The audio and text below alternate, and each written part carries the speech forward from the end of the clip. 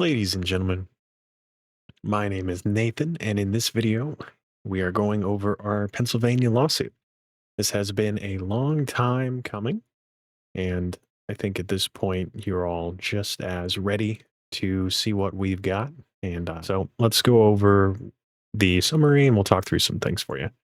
So first and foremost, you know who we are. My name is Nathan. I am one of the executive directors of the Election Truth Alliance. My background is in cybersecurity information systems and a little bit of data analysis.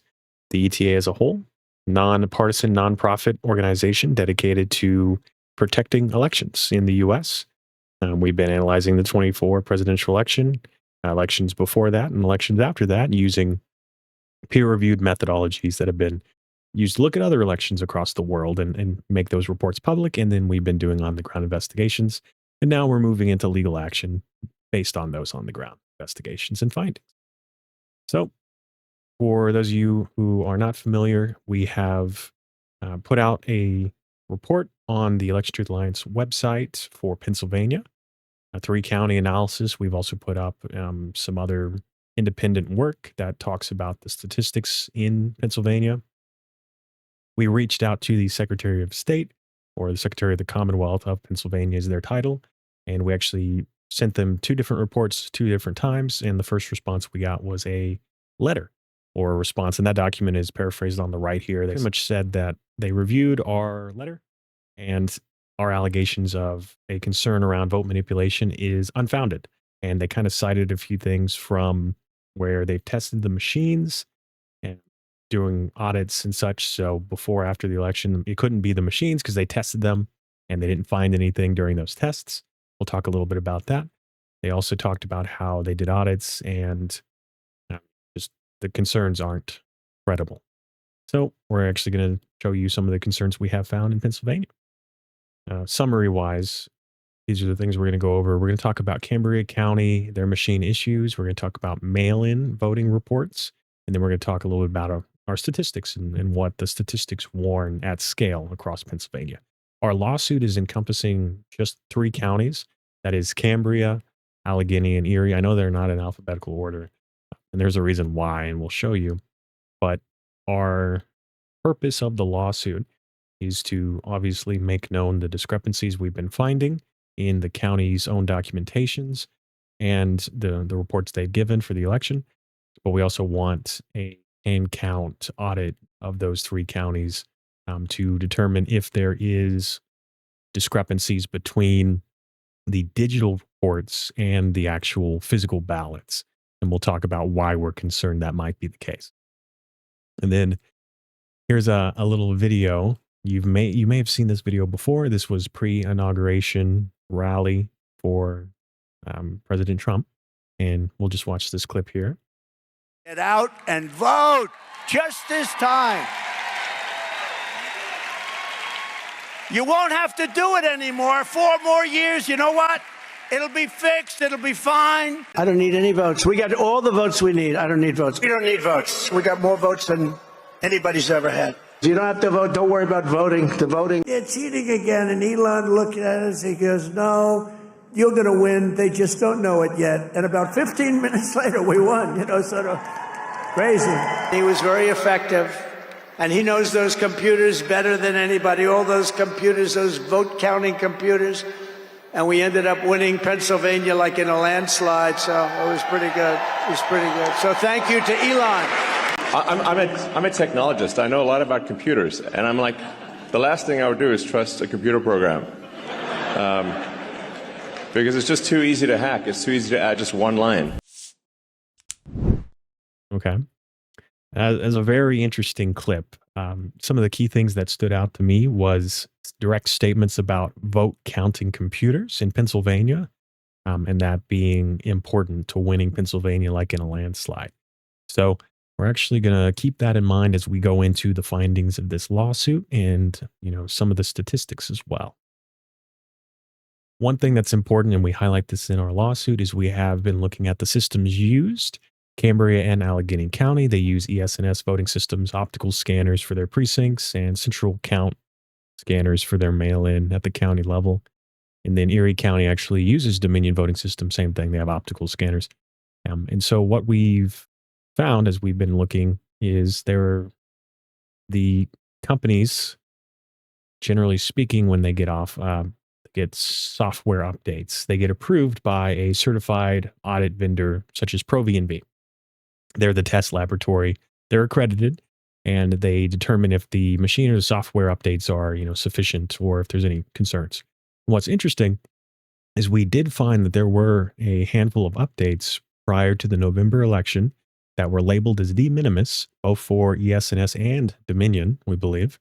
And one of the things is when it's de minimis, it means you don't need to retest your systems, recertify your systems after the update has been had. Well, looking into what those updates did, we're still somewhat confused about what those updates did. But one of the things is it mentions moving configuration files from semi-static to dynamic. At a glance, this is a concern cybersecurity-wise, because if some of these configuration files are important for the operating system or for security, making them dynamic may let them be more easily manipulated by maybe malicious access. As I said, we're not fully sure, but we do know that this was a de minimis update that did go out to both systems. There was actually 2 ES&S updates and I believe 1 Dominion. So we just flagged that this is interesting. We are concerned that could, theoretically speaking, would this update, since it wasn't tested because it was de minimis, so they didn't have to go and retest their systems, could this have introduced any vulnerabilities that may have been taken advantage of to, mess with the votes? We don't know. We're not really accusing anyone of anything. We're just saying that it was interesting this occurred.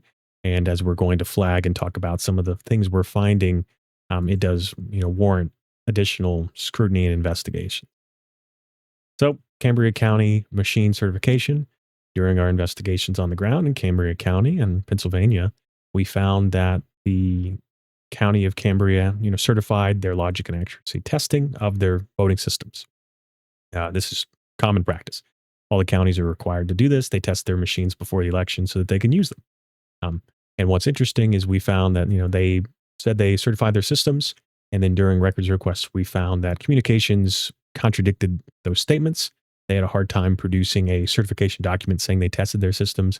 And then, as shown in this lawsuit, we actually have their own documentation and own email records showing that they admitted to not actually testing some of the systems that they said they did. This is a concern, mostly because, as we flag, it is important to test the systems. And if for some reason there's, if you can't take the county at their word, there are some concerns as we go forward, especially when it comes to audits and other things. Well, if they didn't test their systems and there could have been vulnerabilities introduced, that would be a way to it slip past. But as we said, it's just interesting we found this during our investigations. And here's the important pieces. Remember, as we talked about, there were software updates to both Dominion and ES&S machines. Prior to the election, de minimis didn't require recertification or testing of the machines. And what's interesting is across Pennsylvania on election day, there were machine failures all across the multiple counties. It was a significant amount. The optical scanners, some of them all across multiple counties, didn't function correctly at certain times. They had to troubleshoot. Cambria County was one of these counties. They were unable to scan all of their election day ballots up to that point.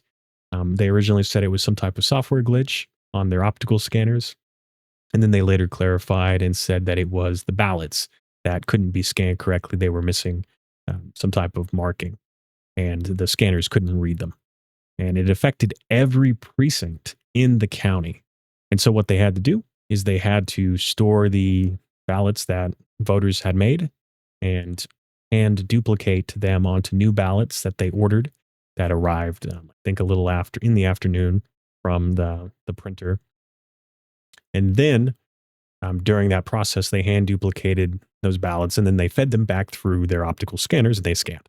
What's interesting is we found when we were looking at that process, there were a few concerns. The main concern was that the chain of custody was very difficult to show. They should have documented, how many ballots were, hand transcribed and how many were stored and transported and all this. during these information requests to the county. That information wasn't made public. And then we found that per some public statements, this is what we have seen.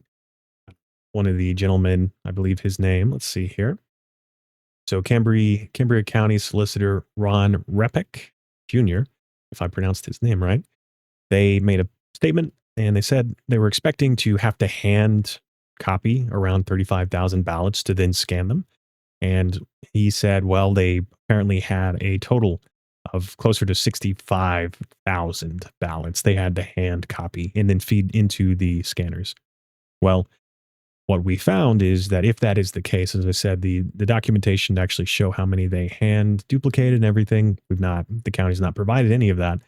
But what we're finding is that if that is the case and they did hand transcribe 65,000 ballots and then feed them into the machines, the digital reports only show closer to, I believe, 55,500 votes. So if they had 65,000 ballots, but only 55,500 votes cast, that's a discrepancy of close to 9,000, 10,000 votes. And we're bringing this up as a concern because we find it very interesting that there is a noticeable discrepancy when having hand counted or hand transcribed versus when machine counting the votes.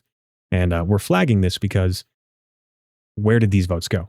Hypothetically speaking, if there was a compromise of the voting systems, the optical scanners, for example, and they are deleting a set amount of votes when scanning, this would be a side effect of that. And that's what we're flagging, is we're saying this discrepancy needs further investigation, because if there is a compromise of the machines, deleting votes would create this effect.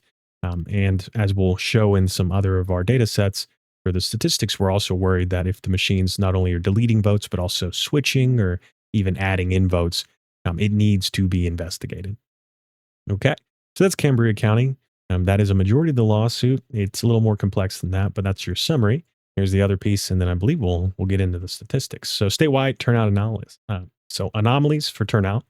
What's important is this is the state data. So this is Pennsylvania state data for the precinct voting for every county in the state. And we're flagging that there are 17 precincts across 15 counties. So that means there's multiple counties with a handful of precincts that have over 100% turnout. Now, we raise this as a flag because why were these anomalies not investigated and corrected, right? This is a pretty easy check to do. These should have been flagged by the state. These should have been audited and investigated. And as we raise the question, is this indication of a more serious problem than just reporting errors, right? This could be plausibly reporting errors from the state versus the county. The county could have correct registration numbers. The state maybe did not get it. But we flag this because even, as I said, this could be reporting errors. But what's interesting is this is also the type of effect we would see if there is a noticeable change during the reporting process.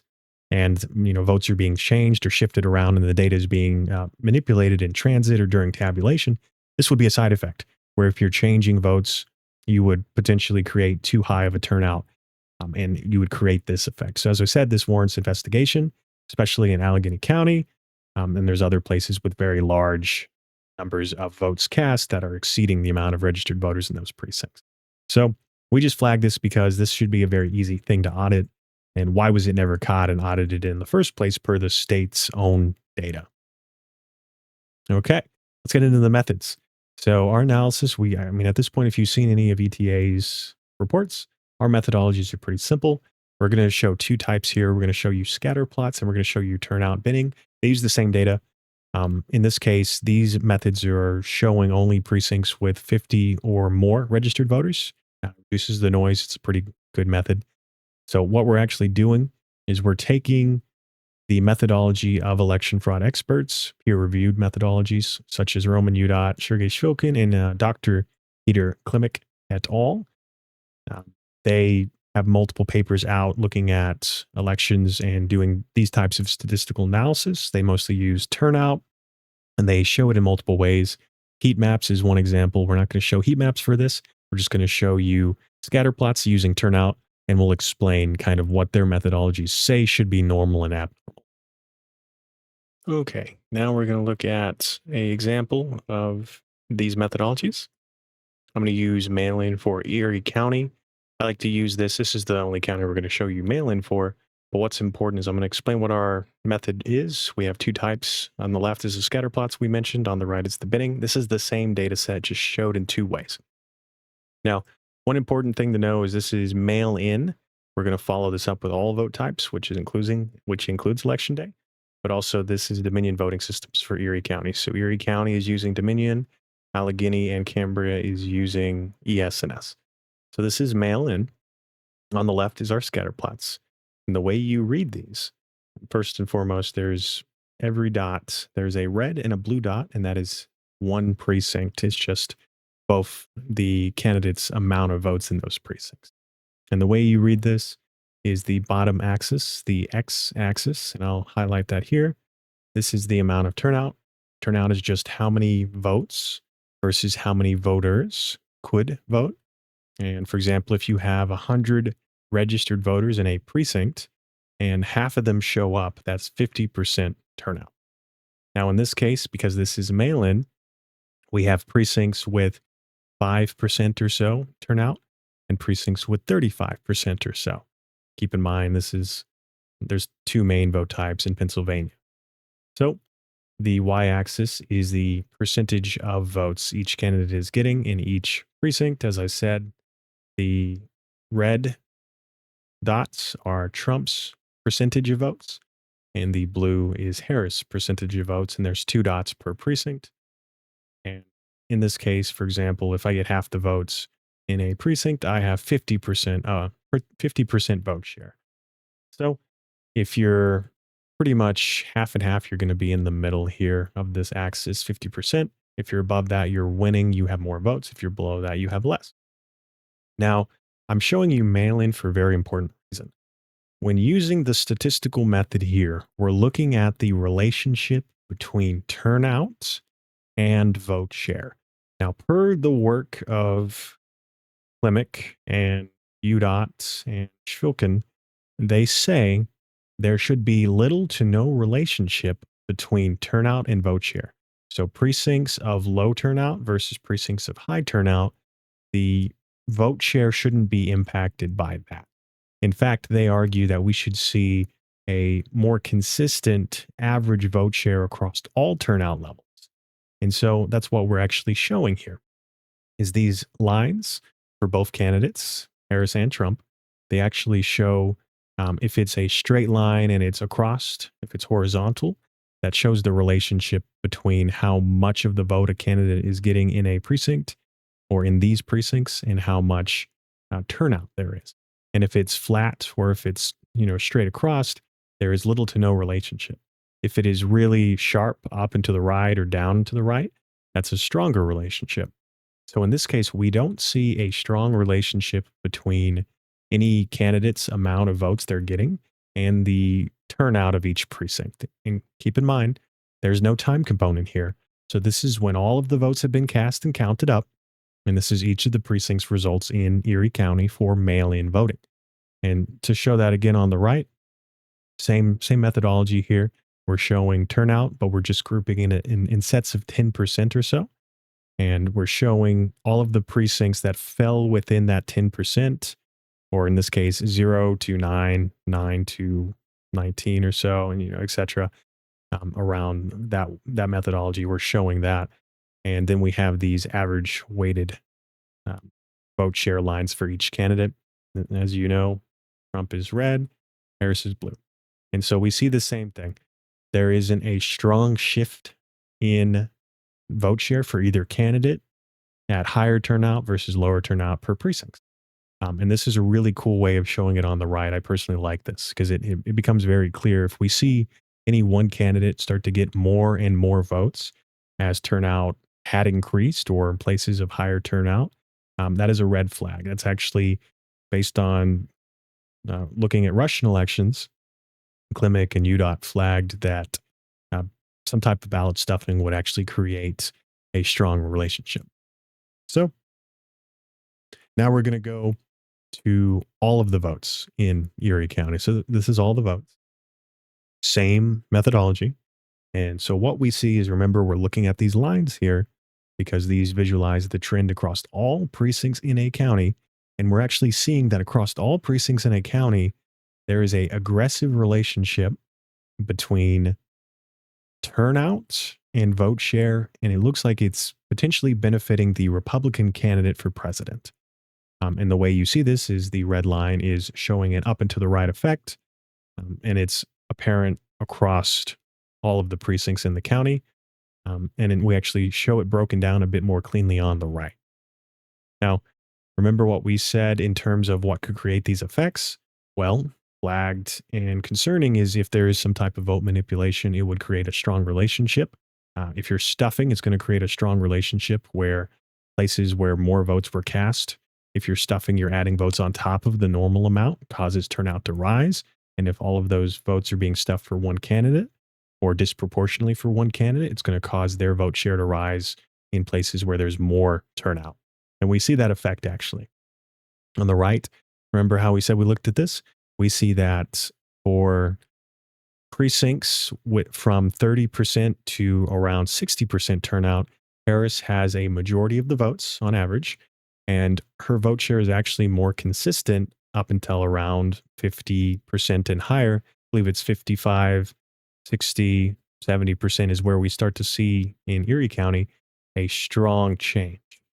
And then we actually see from 70% and above, precincts within that turnout range show a very high average, actually a majority of the vote for Trump. As we said, we flag this as anomalous. We flag this as warning investigation. Statistically speaking, this doesn't match expected normal human voting behavior.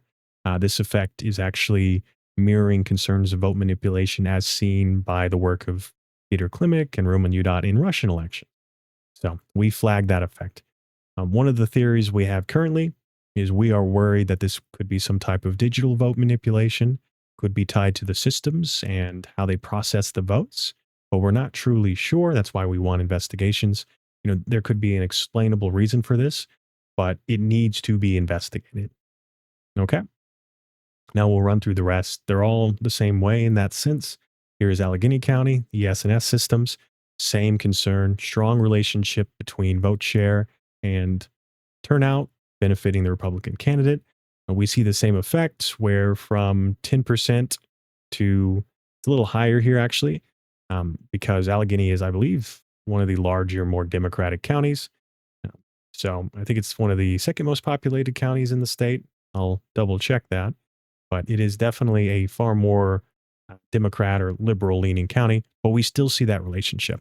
We see that in precincts of higher turnout, especially from 50, 60% and above, we see that strong relationship where higher turnout is creating, or we see more votes for Trump cast in precincts of higher turnout.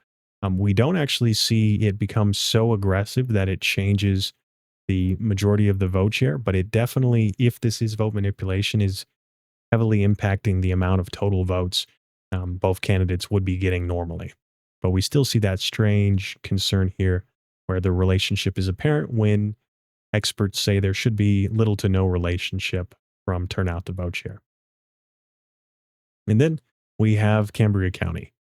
So Cambria County, same concern. You'll notice there isn't a large amount of precincts below the 50% or so turnout, and which is important. Is the more range, the easier it may be to see certain effects. But we still see a strong relationship here for turnout versus vote share for the Republican candidate. Same concern where we actually see Harris is getting majority of the votes, around 50% turnout. So precincts within that 50% range, she's actually getting a majority of the votes or so. And then 60% and above, we actually see Trump begins to get a majority, and actually his relationship grows pretty steadily. Very concerning. This is very aggressive. Now, one thing to flag with all of this is you want to keep in mind that the more data you have in each turnout percentage, the more, the better the visuals are going to be.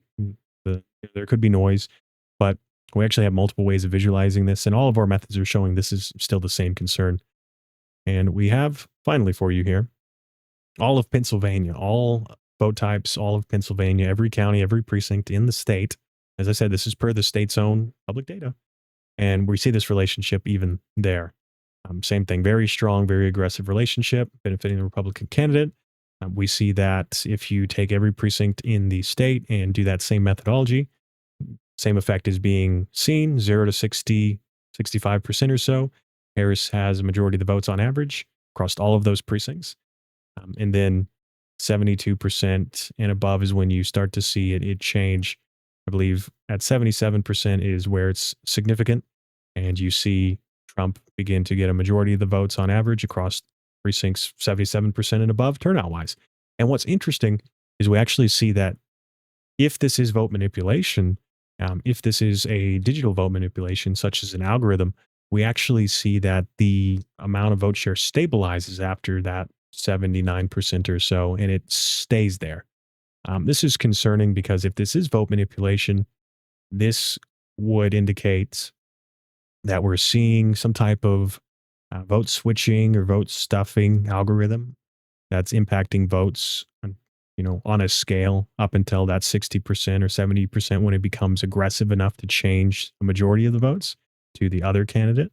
And then we actually see it stabilize, which suggests that you may be switching up to a point or stuffing up to a point, and then you could delete extra votes that are exceeding that level of turnout. Our methodology at this point, we have made public the numbers and estimates. We, at this point, are concerned that it would be enough to change, if this is vote manipulation, it would be enough to change the outcome of the presidential election across the state of Pennsylvania. And, this warrants further investigation because we may not be truly able to estimate the level of impact if vote deletion's also going on. We can't truly know how many votes were potentially never counted. That's very important as well. Okay, so let's talk about what's next. As we said, this is our first lawsuit in Pennsylvania. The main important thing is, as we talked about, if this is vote manipulation, if it is tied to the tabulation systems or the machines, there are other states that are using the same systems. Pennsylvania uses both ES&S and Dominion in places we've shown these anomalies. And for example, Minnesota and North Carolina, which the ET has made public, those reports show the same effects. They use ES&S in a majority of their places as well. And so we ask this, right? Call to action as we go forward. Now is the time to reach out to your state officials, especially in those states, Minnesota, North Carolina, even, Nevada and other places that we've shown concerns. Now is the time to reach out to your state officials, your governor, your secretary of state, ask them to investigate their systems. Ask them to investigate the 24 election results. Ask them to do hand count of the physical ballots in the most anomalous, most populated, highest turnout locations in the state. Excuse me. That's the precincts that you would go for. Go to the places where the turnout is the highest, and audit those areas, because that's what our methodology suggests, that if this is turnout based, it's going to heavily impact the highest turnout locations. And then, as we said, on the right is just a visual showing the scale of using these systems. ES&S is somewhere from 65% or so of the U.S., largest vendor. They have all of these different systems. Dominion, now named Liberty Voting, or Liberty Vote, they are the second largest. And then we also flag Hard InterCivic as well, which has brought up some concerns statistically in places that use those systems nonetheless. So to summarize, as we said, we're not accusing anyone of anything. We're just flagging that there is a common trend that these systems are being used all over the places that we are finding these concerns. They are if you could compromise these vendors or these systems through a third-party malicious attack or whatever, these would be the common pieces to change the results or manipulate votes. And we count our votes with these systems. Every vote in the U.S. for the 24 election, except for a few, almost 100% of the votes in the 24 election were counted by machines. Full stop. So thank you guys so much. I think the main thing we get now is what else should people be doing? Now is really the time to start coming together. We said reach out to your state governments, but also now is the time to engage your unions. So if you're a part of a union or you have connections with unions, civil rights groups, now is the time to demand investigations. Now is the time for accountability. The ACLU, the SEIU, all of these different groups, Democracy Forward, 5051, Indivisible, those entities, if they care about making sure our elections are free and fair and that voters' votes matter and our choices are being upheld, this is a opportunity for them to come to the table. So, my inbox is open, the ETA. We have an email board at electiontruthealliance.org. But I want to say this. So as I said, this is our first lawsuit. We're working in Florida. If you've not seen some of our Florida stuff made public, go check it out. It's on our Substack. Go check out Alison Greene. It's up to us on Substack as well. We're making public the findings in Florida. Same concerns, same findings. Some on the ground as well. Some door knocking has happened there. Now, I want to say this. So listen, ladies and gentlemen, if you were waiting for a moment, right? If you were looking for a sign, to actually step up and do something, right? If you were waiting for a call to action, if you were waiting for a tipping point, now is the time. This is it. This is the time to come together. This is the time to start preparing and planning. We need to coordinate. If you want to support the ETA so that we can do more of this and we can expand our legal efforts and our investigations and start partnering with other entities to fight this fight, donate if you can, volunteer. And really, it's going to take every American getting invested in this so that we can get answers. And we will get answers. Like, we cannot stop until we get answers. And I want you to know that if we all are on the same page about this and we're all fighting and pushing in the same direction, there are far more of us than there will ever be that, we will get our answers. And that's what it's going to take. So thank you guys so much. We're going to keep fighting this fight. This is hopefully the beginning of a lot. And, I feel like I say this a lot, but really democracy will not defend itself, right? It's going to take us. It's up to us. It's going to take the people. And I think now is the perfect opportunity to keep pushing. So thank you guys so much. Take care and be safe.